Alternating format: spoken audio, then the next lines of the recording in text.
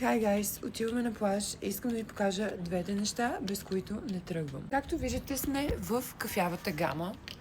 Отдолу сме също в кафяво, затова ще използвам червилото Мока Lollipop на Панацея в комбинация с молевата им за устни. Цвета, който аз ще използвам е 04 и даже честно казано не ми трябва огледало.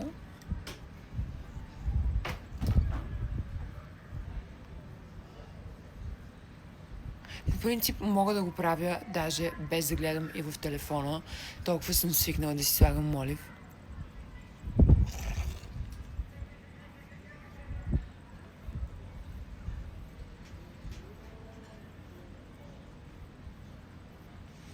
Окей.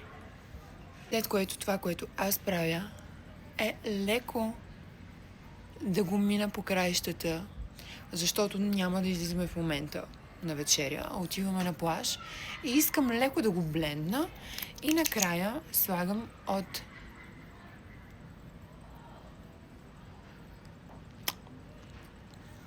Mocha Lollipop.